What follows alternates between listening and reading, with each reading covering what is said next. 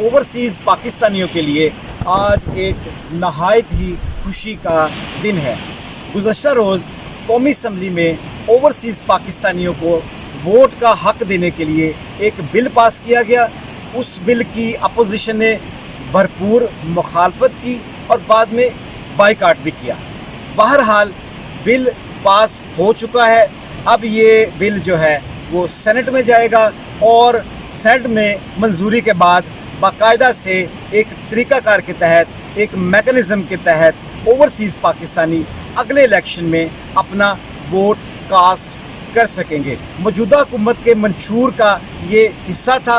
हुकूमत ने उस पर अमल दरामद कर दिया है। ओवरसीज़ पाकिस्तानियों में जहाँ जहाँ तक ये खबर पहुँची है, खुशी का और जश्न का समा है। इस सिलसिले की तफसील क्या है, मैं वसीम रज़ा इटली से आपको इसकी सारी तफसील बताऊंगा। ओवरसीज़ पाकिस्तानियों को वोट का हक़ दिलवाने के लिए ये मंजूरी एक बिल के ज़रिए हुई है। अपोजिशन की तरफ से हमेशा ये एतराज़ किया जाता रहा है कि कानून साजी बाकायदा कानून के तरीके पे होनी चाहिए, बिल पास करने से कानून नहीं बनने चाहिए।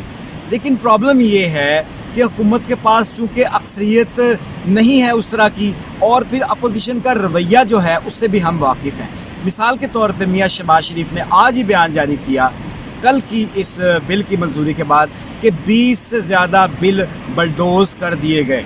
तरीक़ाकार हुकूमत का ये है कि वो अपना निज़ाम इस वक्त मुख्तलिफ़ तरह के बिल्स के ज़रिए ही चला रही है। हुकूमत अगर कानून साजी के मामले में अपोजिशन के साथ उनका कोलैबोरेशन और तावन नहीं होगा तो फिर बिल के ज़रिए ही ये मामलात आगे बढ़ेंगे। सवाल ये है कि क्या ये बिल अपोजिशन को इस बिल की मुखालफत करनी चाहिए थी।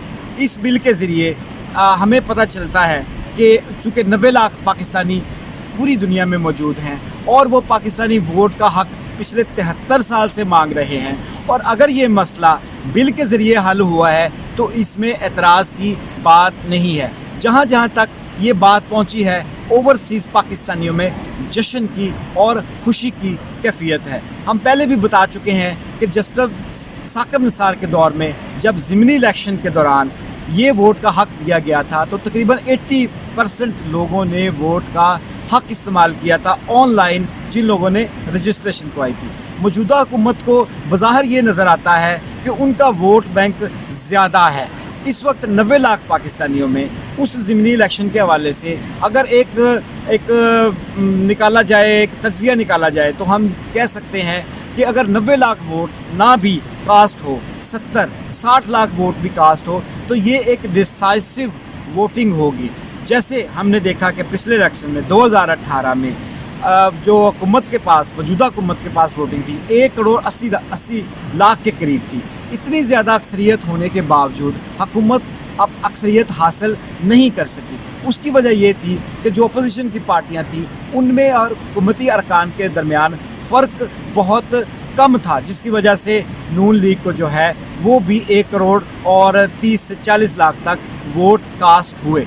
ये जो ओवरसीज़ पाकिस्तानियों का पुराना मुतालबा था, और इसके नतीजे में जो वोट की कास्टिंग होगी उसका यकीनी तौर पे हुकूमत को फ़ायदा होगा। और एक आम तासुर ये है कि अपोजिशन पार्टियाँ ये नहीं चाहती हैं कि ओवरसीज़ पाकिस्तानियों को वोट का हक़ मिले। आज मुल्क में बजट भी पेश किया जा रहा है, लेकिन ओवरसीज़ पाकिस्तानियों को वोट के राइट की ये जो मंजूरी हुई है, ये बजट से भी बड़ी ख़बर है।